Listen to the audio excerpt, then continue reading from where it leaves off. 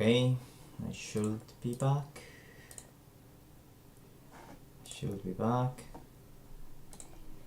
I think I am. Yeah, okay, we are back.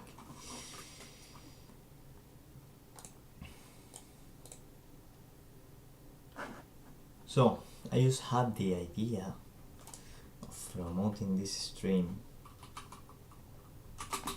on the Witness Reddit, and maybe the Witness Discord channel, as maybe someone there is interested in watching, probably not, I don't know.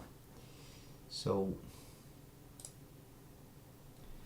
let's see if the Discord channel exists even, or if there's anything around it.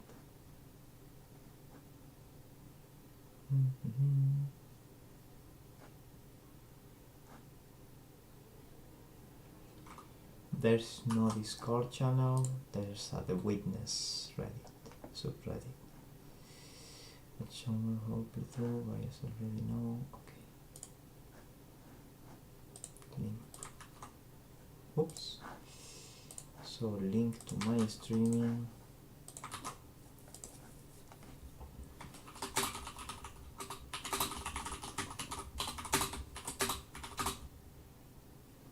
I am linking a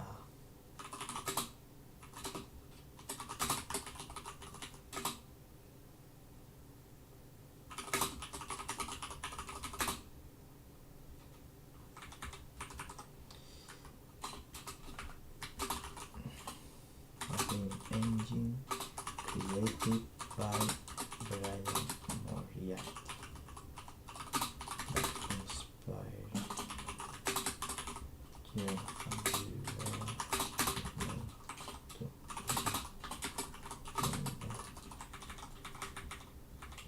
I wonder if these long titles are fine in Reddit. To be honest, I don't go too much into Reddit. I think it's fine. Yeah, I think this is a good title. Enviar.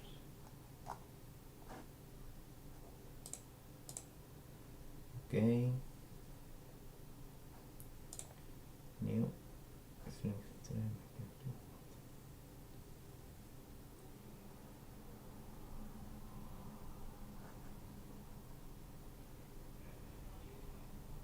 I'd like to edit the title, but anyways, we're not gonna be able to.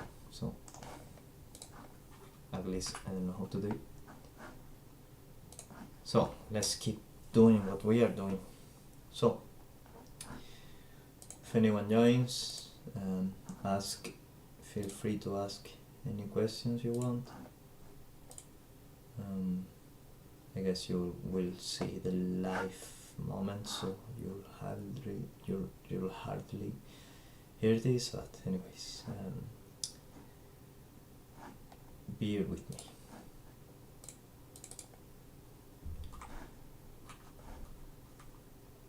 Okay, so back to the code.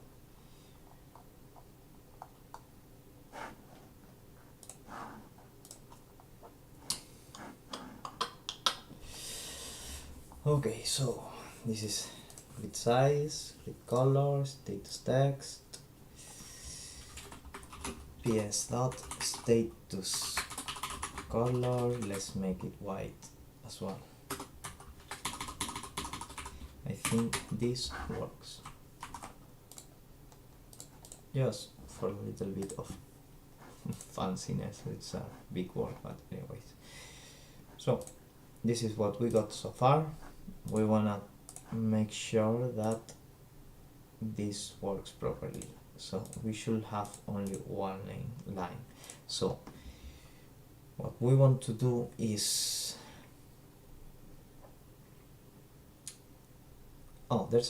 there seems to be functions to make lines and maybe paths. So if we were able to do that, we may be able to just check those functions, and maybe it's actually way easier than whatever I'm doing at the moment. So if we go to here, lines and paths. So line, essentially line calculates a straight line between any 2 points. But we don't want to do a straight line between arbitrary points. We want to make a line that goes through our path. So pathfind, this is what we want. ps.pathfind calculates a path between 2 points on a path map. Now what's a path map? The required path map parameter must be a string uniquely identifying a path map of the type returned by ps.pathmap. Let's see what .pathmap does. ps.pathmap creates a path map from a specialized image object. Parameters image object. The required image parameter must be a reference to a valid image object with the following characteristics. The image must be in format 1. This means that its image.data array must contain exactly image.width multiplied by image.height, integers in the range 0 to well, basically the maximum hexadecimal value. I think that's 255 inclusive, and its image.pixel size property must be set to 1. Okay, each integer in the image.data array indicates whether or not the corresponding map location is walkable. That's my word. Any non-zero value indicates that the coordinate should be considered by ps.pathfind as a possible candidate for a path point.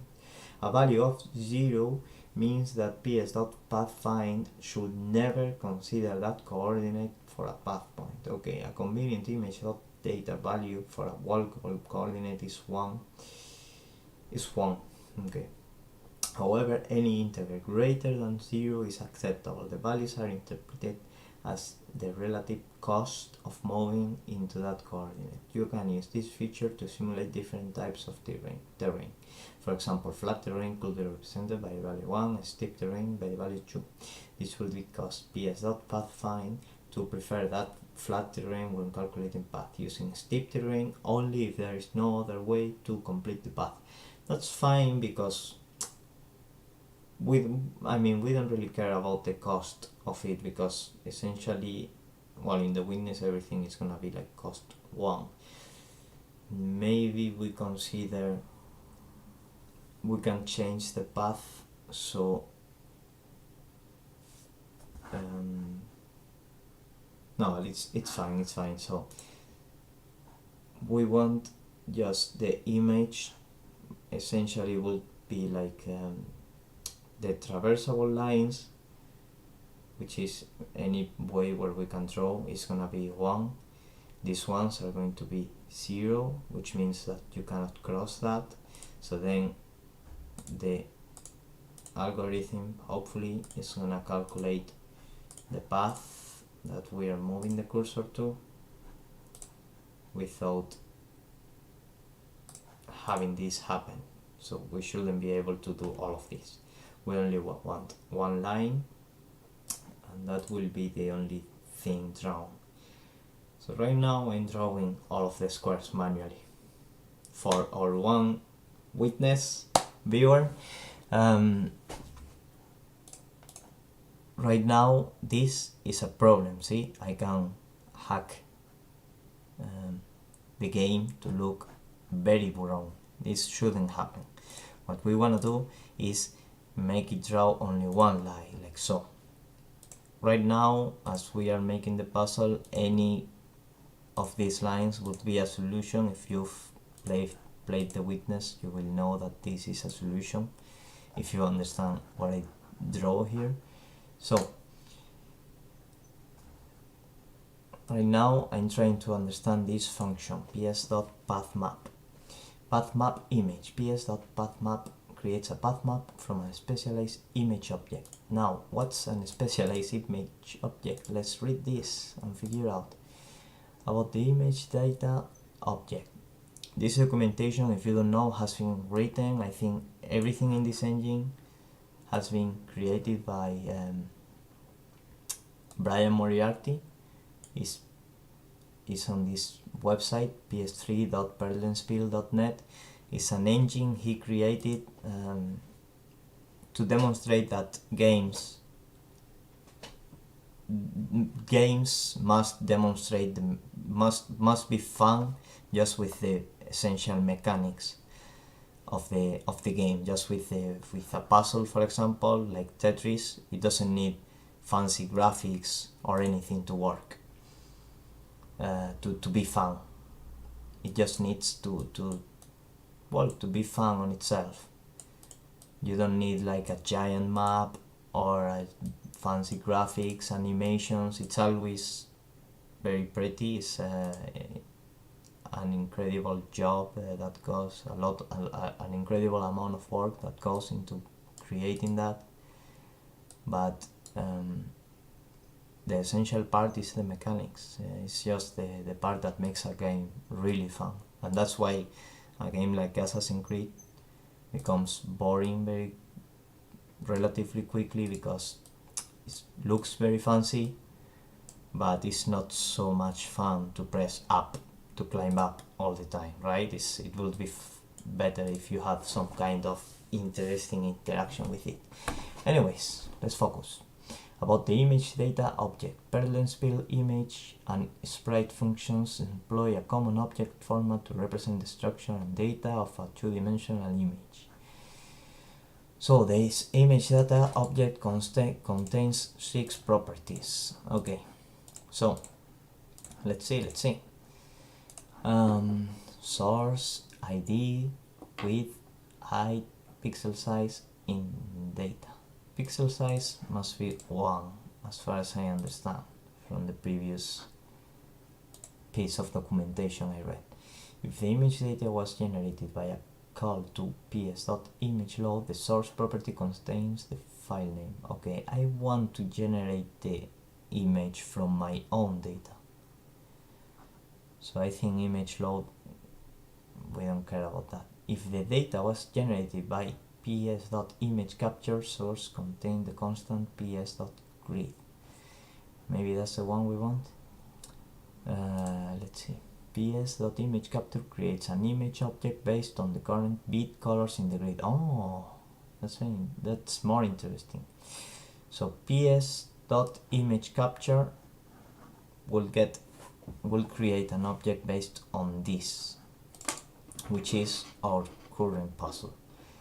So I wonder what it will understand from this and this, but we can probably make it understand that this is 0 and this is 1, which will make the pathfinding work way better, because this is crap that doesn't get us anywhere. At some point we will add some sound effects, so we have like boom, like in the game. Okay, the optional format parameter specifies the pixel format of the data that will be returned in the image object. Legal values for this parameter are 1, 2, 3, 4 or ps.default. Refer to the image object documentation for an explanation of this parameter.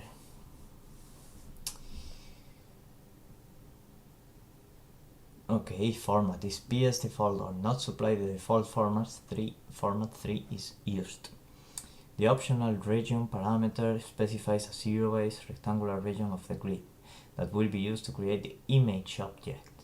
It should be an object containing any of the following properties: left, top, width, height. Okay, we don't want a region, we want to use the whole grid, because it's gonna be the whole play zone. Don't really know how to say that in English, I'm afraid.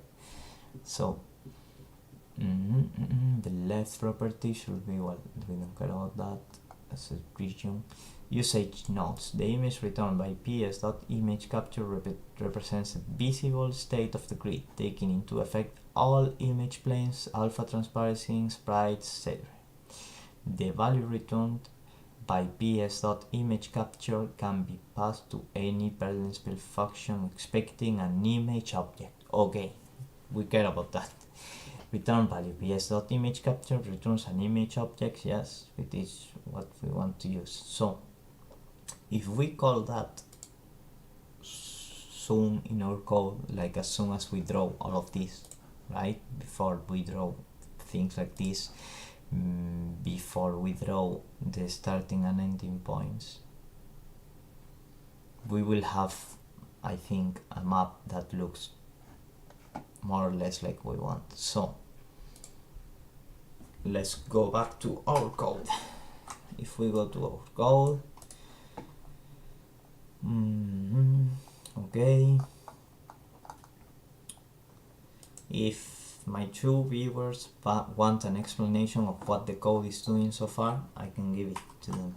You just need to ask for it. If you have any questions of what we are doing, or what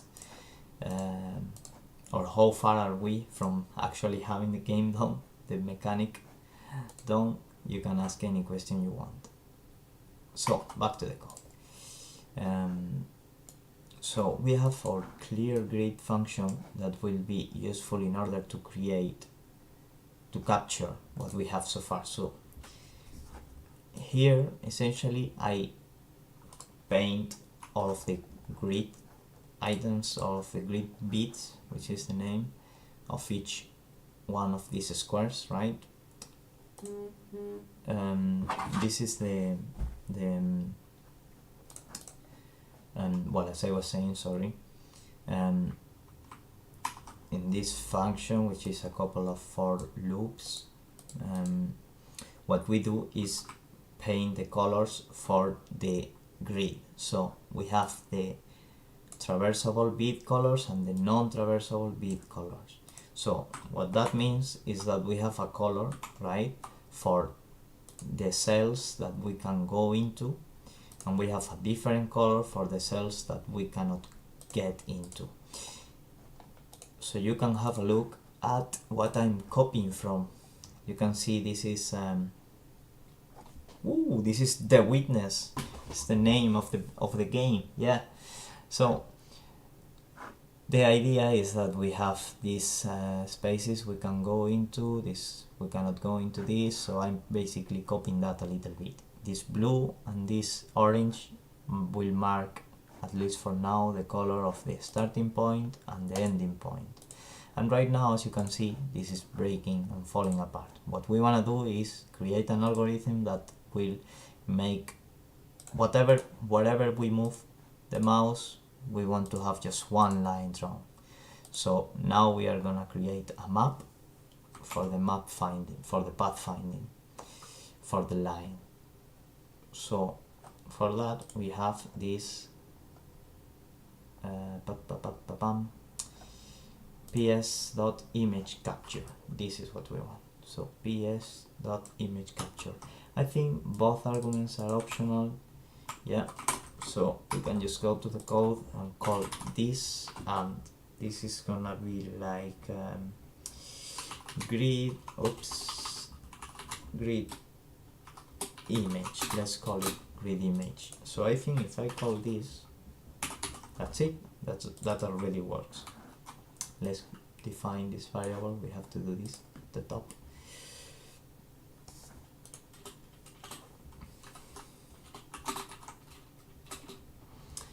So grid image, we are gonna call this, we are gonna describe what grid image contains. Map path that contains, no, sorry, image object that contains the initial state of the grid.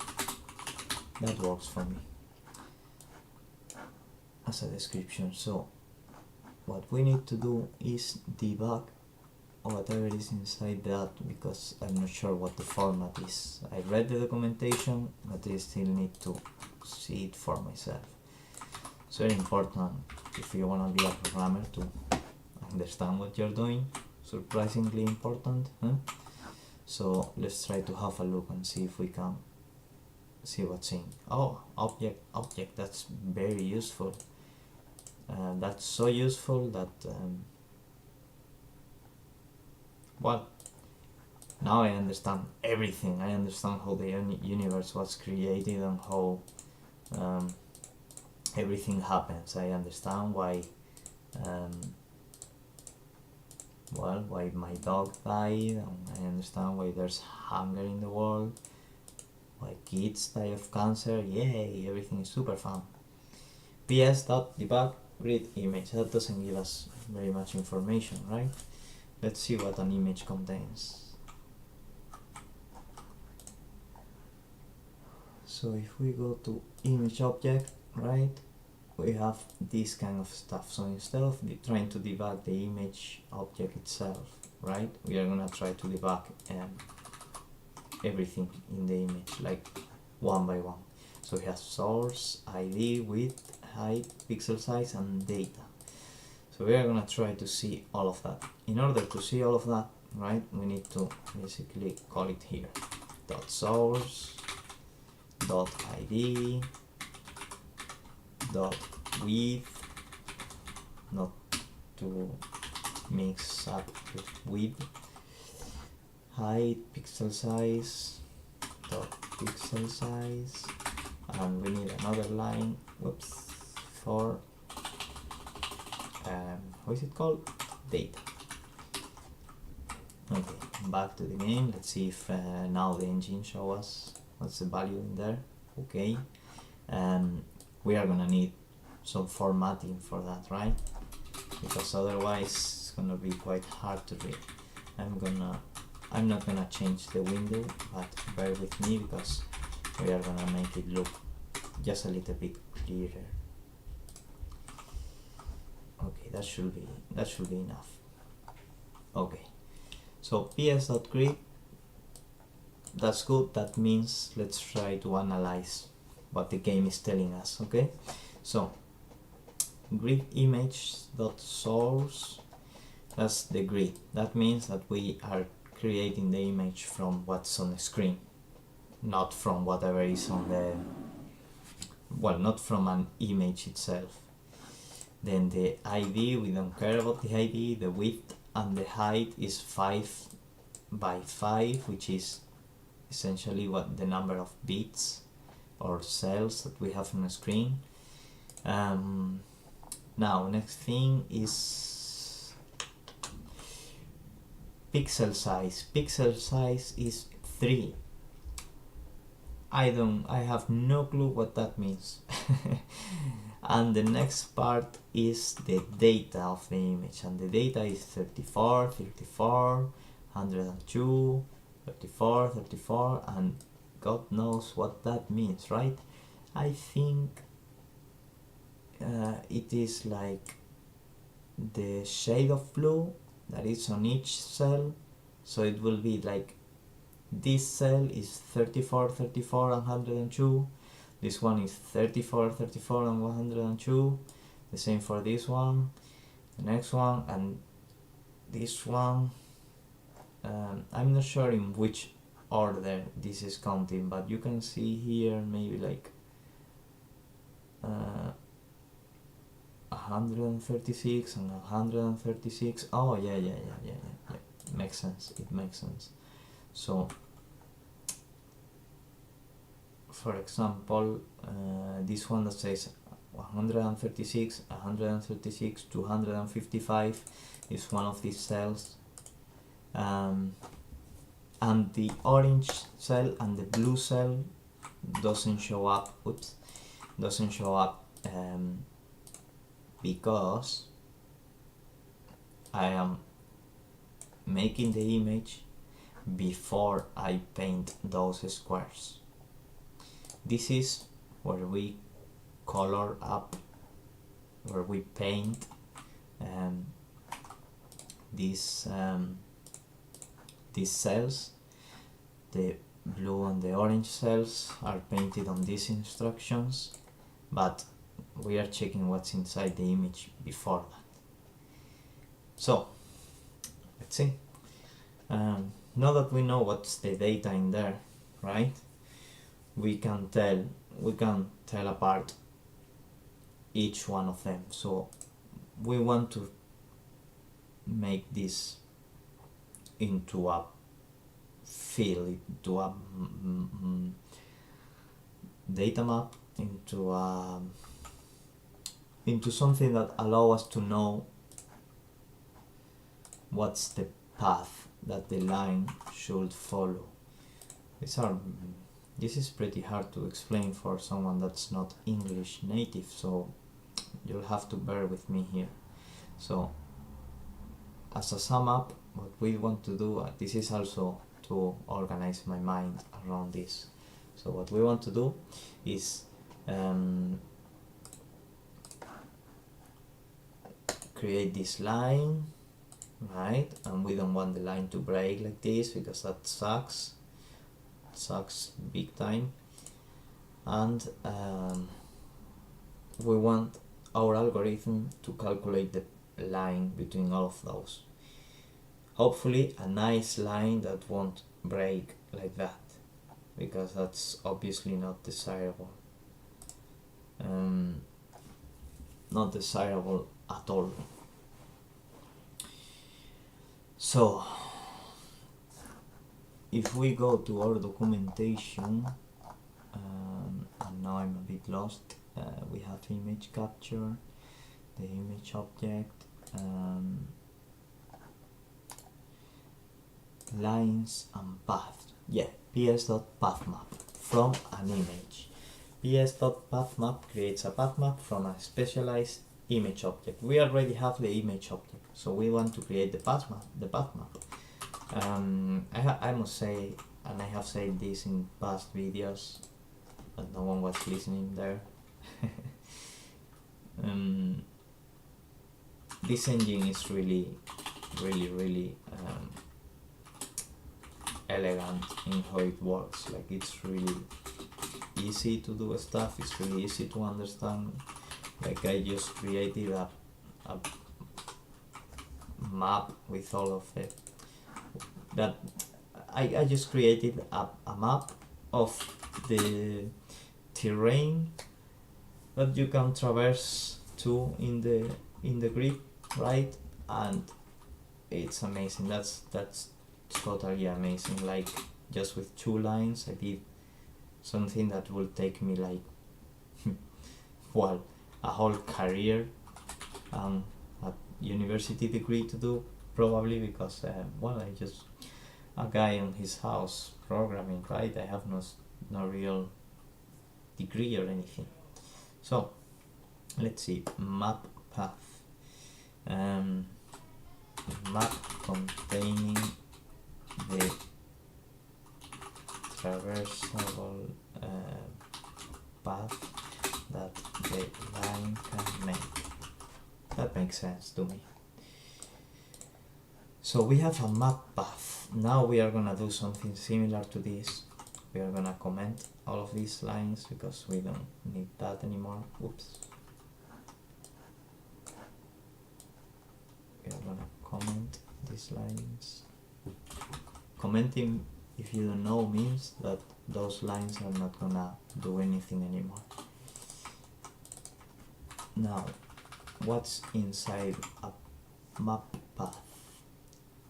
There's only an image. What does it return? ps.pathmap returns a string that uniquely identifies the newly created path map. So it's an identifier. A new identifier is generated by each call to ps.pathmap. If you call it with same image more than once, for some reason each instance will be assigned a different identifier. Let's have a look at what our identifier looks like, because well, I don't know how that will look.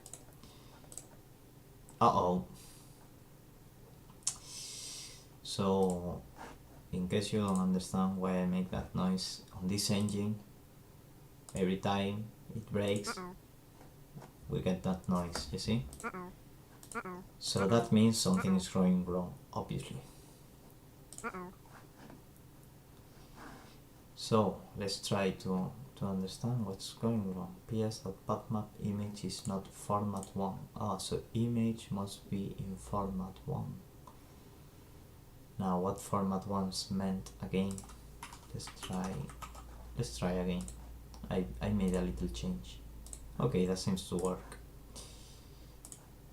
So every time we clear the grid, we have a new map created.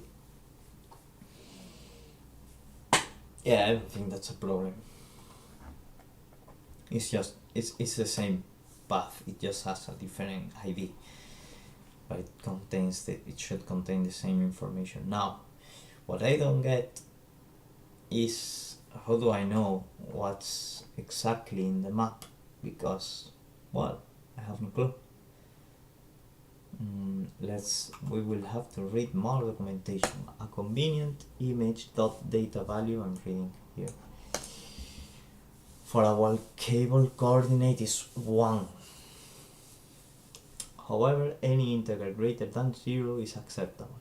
The values are interpreted as the relative cost of moving into that coordinate. You can use this feature to simulate different types of terrain. For example, flat terrain could be represented by the value 1 and steep terrain by the value 2.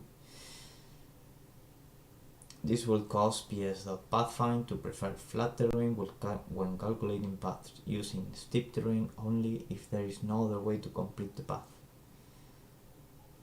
Okay, bro, whatever that means, right? So I get what that means, but I don't get how it takes the image.data and decides what's 1 and what's 2 and what's anything. And I also don't get exactly how do I know,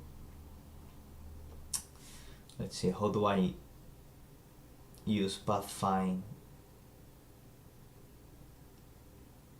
to draw in the screen, to draw like the path. So we are gonna have to read more.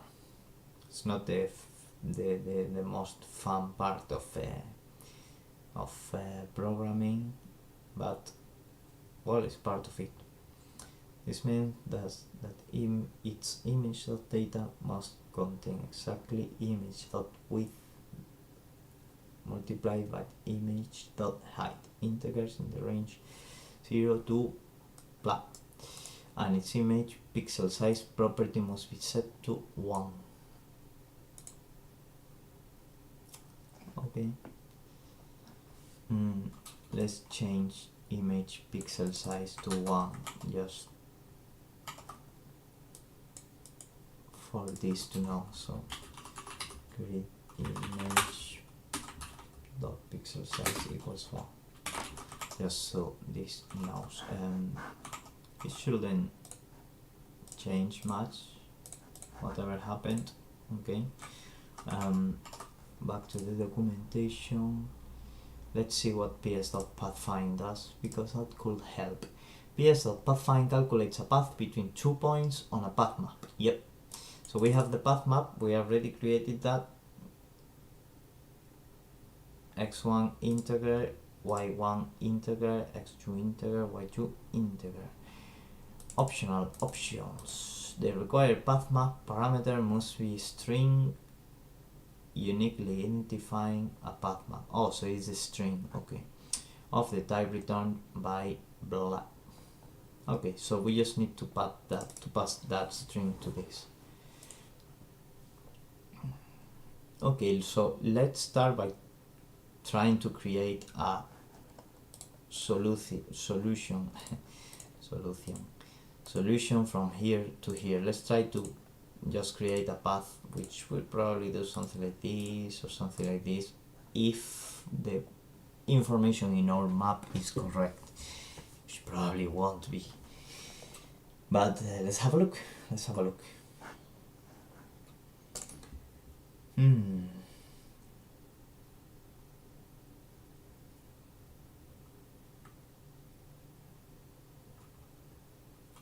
So let's go to the code. I'm not sure. Let's see. Actually, what does pathfind return?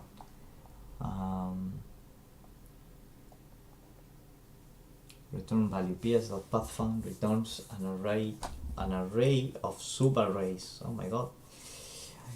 Array of subarrays, each with the following structure: array 0 integer x coordinate, array 1 integer y coordinate. Oh, okay, so it returns basically an array of points. So the position 0 of the array contains a couple of variables, which is the x and the y coordinate. So if we have 10 points, it will have like, just as it says here, x1 to x1, y1, x2, y2, x3, y3, up to the x2, y2 point. So we are gonna try to do a pathfind from the starting point to the ending point, and we'll try to see how that goes. So let's finish reading the documentation, otherwise we are not gonna get too far. ps.pathfind uses a modified A-star pathfinding algorithm. A-star is very commonplace in IA. Like most games that require pathfinding use some kind of A-star. I'm not sure exactly, right? But I would say most games use A-star because I think it's quite efficient game-wise, and it doesn't get too complicated. Probably some games require more than that, but I would say that in GTA 5, when you ask the taxi to take you somewhere and you don't want to drive, I would say it uses A-star almost for sure. And when you have like the way to go marked in the minimap, that's usually A-star. I'm saying that without really knowing as a fact.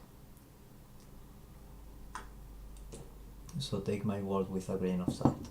The data you supply in the image used to create the data you supply in the image used to create the path map can be used to influence the behavior of the algorithm.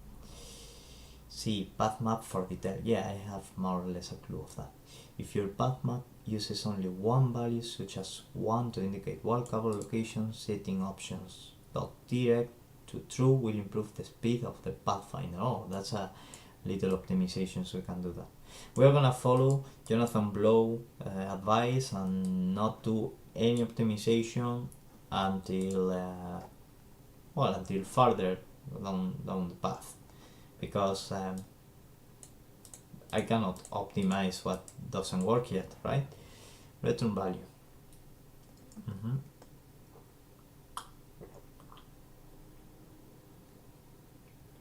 I coordinates are 0 based relative to the top left corner of the associated path map. Yeah, so if you don't know, this is 0, 0, this is 4, 4. We start counting at 0, 0, 0, 1, 0, 2, 0, 3, 0, 4, 0. This is 0, 1, 0, 2, 0, 3, 0, 4. And my Z pronunciation is a little bit shit. It's quite shit, not a little bit, it's quite shit. So you'll have to bear with me on that one as well. Let's see, what else do we have? So yeah, let's finally, I'm talking a lot, I'm reading a lot, but I'm not programming much. So let's try to actually get a path, and let's see what that get us. So if we do, so we wanna do ps.pathfind, let's see, path found path, ps dot, whoops,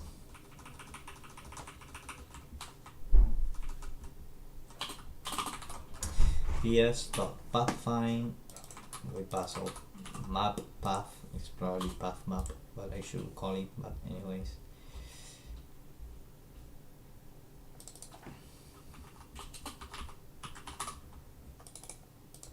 seems gonna be call it path map anyways.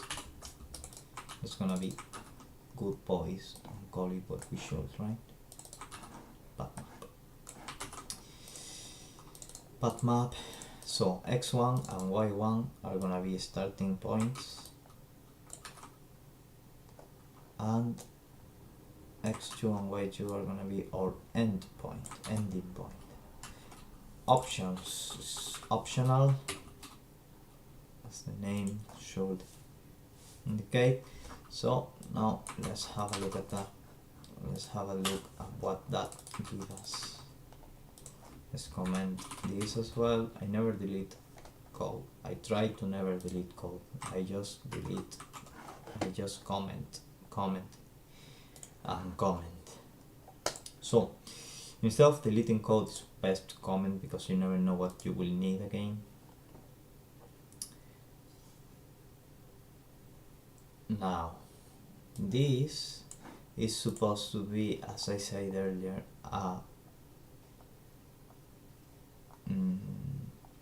an array with the positions, with each position from one point to another. So if this is 0, 4, it says here 1, 3, that is this 1, 1, 2, 3, 2, 2, 2, 2, 3, 1, and 4, 0. So this is very clever, and its solution is and we don't want that because we want to avoid these areas. We shouldn't be moving in diagonal anyways. We should only be able to move this in these ways, like so. Well, like so. Whoops. So once I fix the path map, once I fix that, it should calculate this. I need to go for a second as they are calling me.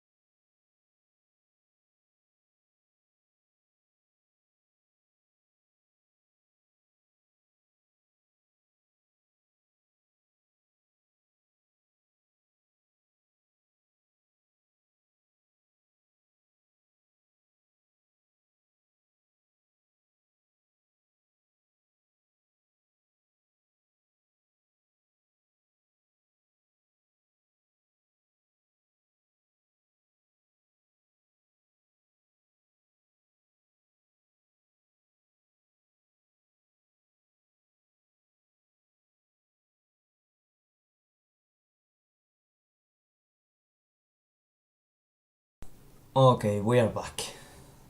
Sorry about that. A friend, my roommate, needed to show me that he got the Moonlight Sword in Dark Souls 3.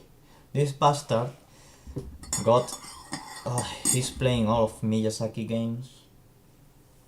He's like doing a marathon. So he played Bloodborne, he got the Moonlight Sword. He played Dark Souls, he got the Moonlight Sword. Now he's playing Dark Souls 3 and he called me to show me that, yep, he got the Moonlight Sword. It's like, man, you should only play one you should only play one game if you're gonna do that. Just one Moonlight Sword is enough. So I guess next he's gonna play Sekiro and get the Moonlight Sword as well, somehow. He's gonna hack it into the game. He can mod it. I'm sure you can mod it into the game. Let's have a look. Sekiro Moonlight Sword mod.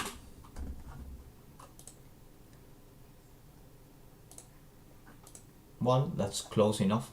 You can have a Moonlight Katana, so I will send it to him so he can have it on Sekiro as well, and I think that this works, I guess.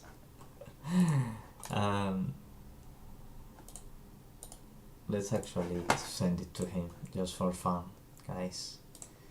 Just for fun. I may show you what he answers even, or just tell you. So yeah, we are fixing our pathfinding. It's the first time, you should know, it's the first time I do pathfinding ever. So Brian Moriarty made it super easy for me because I'm not using my brain too much.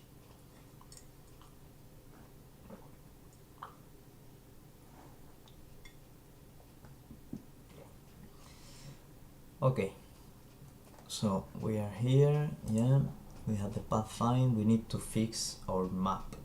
In order to fix our map, I'm gonna try to, yeah, let's try something. Let's go to our code. So I could try, right, and well, when I create the image, I could try and make it be, how would you say, yeah, I could try to, after I capture the image, like parse the colors that the image that the image that the created image has, right, and make, like, if there's the color I want, I put a 1. If the color is the color I don't want to be able to traverse, I put 0. But that sounds complicated, right? So what we are going to do is, this is not the most efficient way of doing it, but it is the most efficient way of doing it if you are lazy like me. So if I put here color black, I think, no, if it's traversable, color white. If it's not traversable, color black. So what this will do, right, is instead of creating the map from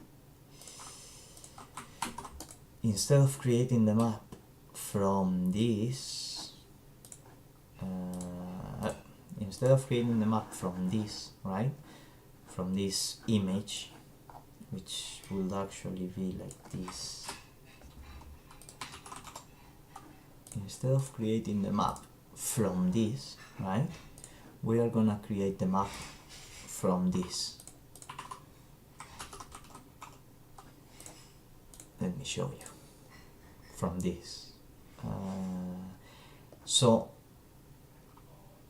I think it's easy to see that whatever is white is traversable, whatever is black is not traversable. And I think, my theory, okay, this is all a blind guess, my theory is that the algorithm will understand that the black parts are not traversable at all. And I think we can actually see it already here. The pathfinding is being done, right? So the first step is 1, 4, then it's 2, 4, 2, 3, must be this one, 2, 2, 3, 2, 4, 2, 1, 4, 0, 4, 0. I'm reading it wrong, right? 1, 4, 2, 4, 2, 3, 2, 2, 3, 2, 4, 2, 4, 1, 4, 0. Okay, that makes more sense. Now, if I were to draw it again,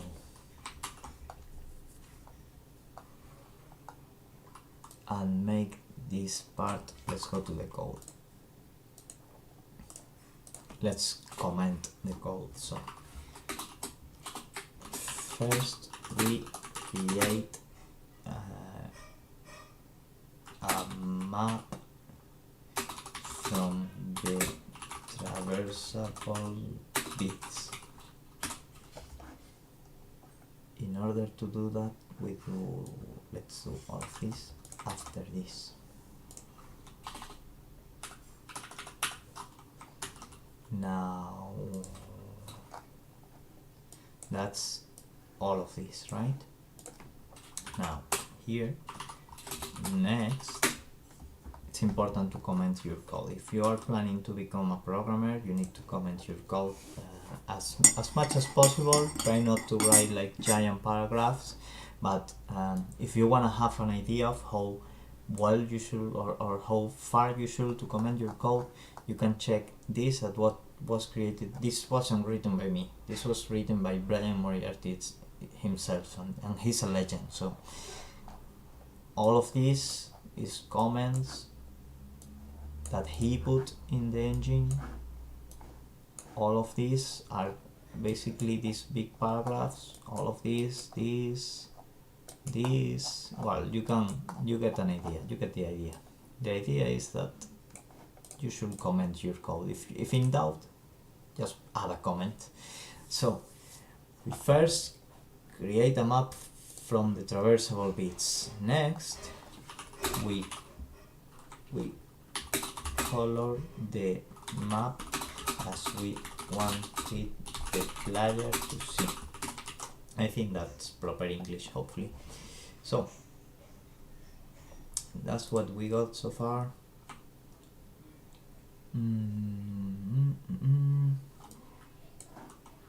The phone path, we can do that afterwards because that's not part of what the comment describes about.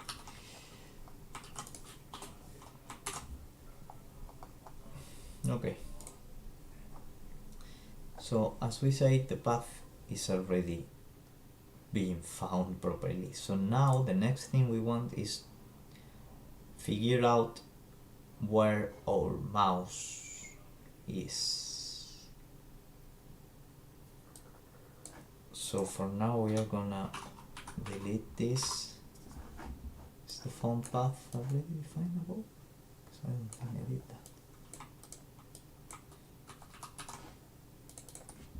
Phone path. Now this is gonna contain, this is going to contain path from the starting point to the mouse, to the bit that is closest to the mouse. I think that's a good explanation. To the mouse position. Okay. My brain tells me that I need to be clear for my future self, sanity, mental health. So, starting point, all that, ending point. Now,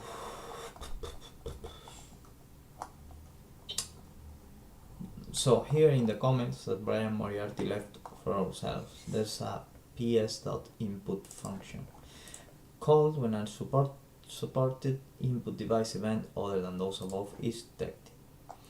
So we have ps.input, key down, exit grid, okay, exit, enter, yeah, so input event might be the one we want to use, this ps.input. So ps.input, sensors, options, let's uncomment the line. Okay. Called when a supported input device is detected, the function doesn't have to do anything, any value returned is ignored. Sensors, a JavaScript object with properties indicating sensor status, API documentation for details. Same with option. Currently only mouse wheel events are reported and only when the mouse cursor is positioned directly over the grid. Is that so? Because if the only thing we can use there is the grid, that's gonna be as useful as jerking off a dead body, to be honest. Let's read the documentation to see if we can do more than that. ps.input. Perlenspiel ps.input is called blah blah blah. Perlenspiel we should develop and play on a web browser using a mouse or a keyboard for input. Mouse wheel events. Oh, so yeah, yep. The only thing we have is the mouse wheel. Okay, so then we are gonna have to use something different. I think, I'm not sure if we'll be able to, but in the future I will try and look into a way of actually detecting the whole mouse input all the time, like detecting the mouse position in real time, because this is JavaScript, it cannot be that hard, right?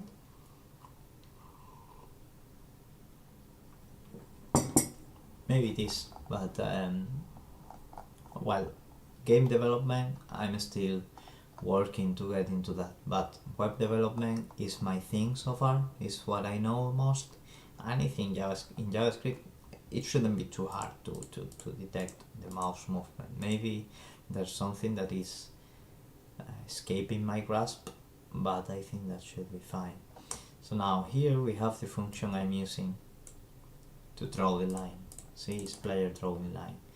So if player is drawing line and you enter a bit, all of this is going on, right? So this, I believe this doesn't work anymore for me. But I feel bad commenting it because it took me a little while to write it. But it seems like we will have to do that. Oh, however. Yeah, okay. Yeah, let's comment it. I think this is gonna be easy. I think it's gonna be quite easy. So if we make, oh, it's not gonna be that easy. Anyways, if we make or easy. Well, the first thing we should do is find out the path. So found path equals ps dot path find. Were we doing this already? Path find, yeah, and we do this. Touch, not touch, enter, recent, enter. Okay, so path map, we got it, starting point, and now point where the mouse is. I don't really know if we have that, so let's call this mouse position X, mouse position Y, and let's go to our documentation, to the documentation. So we want ps.enter data. The data parameter contains a value previously assigned to the bit by ps.no. Touching, set to true if vale. Oh, so we have no mouse data. Okay, so all we need to do then is go back to the code. Oh, I don't know if I ever showed the documentation, it doesn't matter.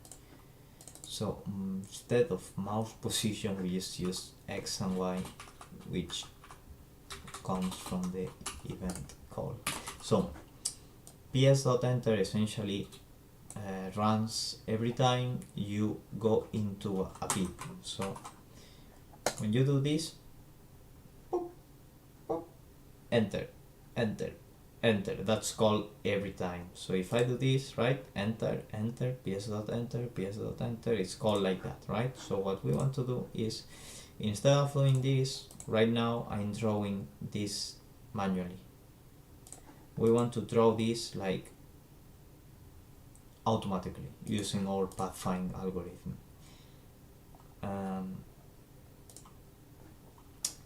In order to do that, let's keep doing what we are doing.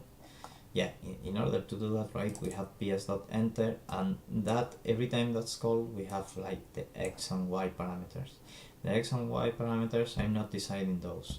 When enter is called, that comes, and those are the cells of the, those are the coordinates of the cell that we just got into with the mouse, and that's what we are using here. So here, found path must contain the path from one point to another. So now we can assign line to found path.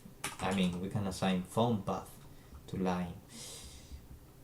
We don't really have to use that variable, but I already have it defined and I kind of want to use it because why not? Now var I minus line dot length minus 1 I plus plus. Now for every item in the line, every item in the line contains two items, two values, the x and the y point. So we want to color that. So ps dot color line 0 line e 1, but that's wrong because it should be line I and line I, yeah, and the color is gonna be ps dot no line color. Okay, so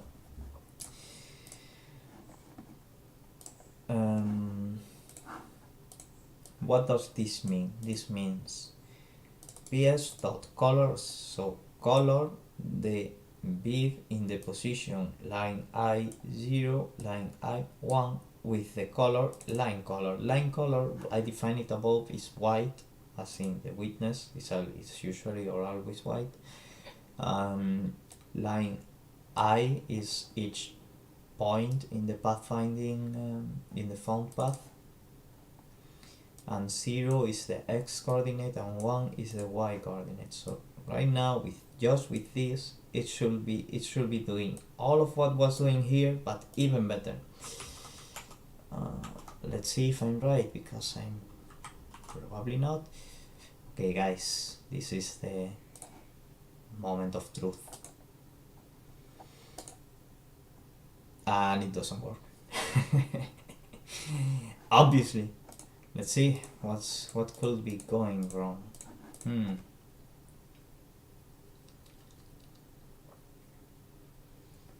Supplier drawing line. This is how we know. Line dot length minus 1 plus plus. It's not stopping, so maybe that's okay.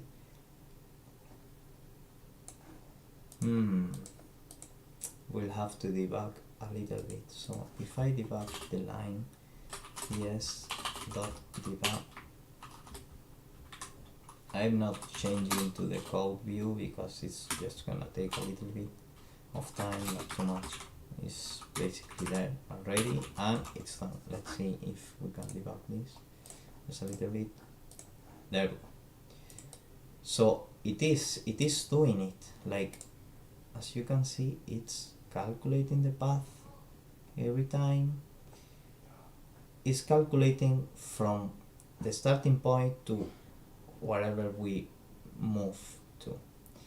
So if it were working, which I don't know why it's not working, but if it were to work, right, it will be drawing like this line, then it will draw either this one or this one, but it will be like recalculating route every time, recalculating the path. We don't want that. However, let's try to figure out first why it's not drawing anything at all. And this one, I'm not sure it's working. I think it is. Well, anyways, let's try to figure out why it's not painting what we wanted to paint. Maybe it's something inside the for loop that doesn't work quite as we want it to work. Let's try to debug each independent line and see what happens there. If I do this, yeah, that could be the problem.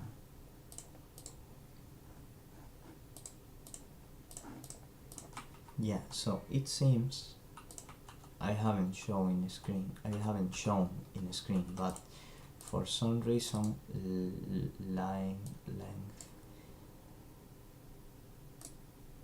is not going into this. Oh, look at this, this is a really stupid issue.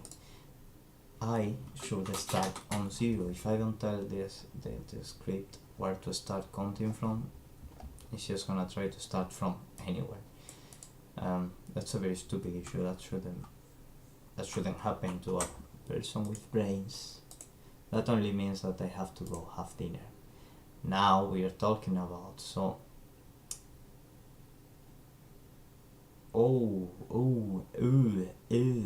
this isn't good. See, this isn't good at all. I didn't foresee that one. This is way better. This is way better than what we have at the beginning of the video. So I'm happy with this until now. However, let's try to make a path that is actually there. Nope. There's one way to fix this, which is not the greatest way, but it can do, which is just to clear the grid every time this happens, which is, as I say, not great at all. Like, is that this isn't efficient at all, but probably for the purpose of what we want to do is enough, because it's a very small grid, so we don't really care a lot. But as you can see, this is way better. At least now it's only one line, but oh, sorry. Let's do the test again. So this is looking promising. So let's do the test, and I think that this is gonna be a very good moment to stop, so I can have dinner. So right now, this is part of the line. It's calculating the line properly.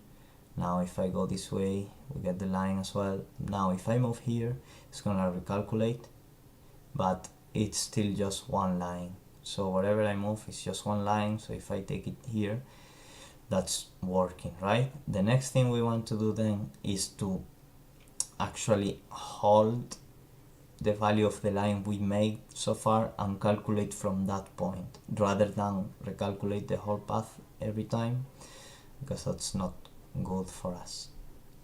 So we'll leave it here. Tomorrow I will spend probably the whole day refining this. I will be streaming again, so hopefully you'll come back and see me doing it and witness me doing it.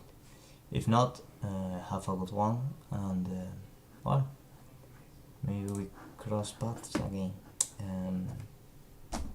Good evening, and this is the live streaming for now. Bye.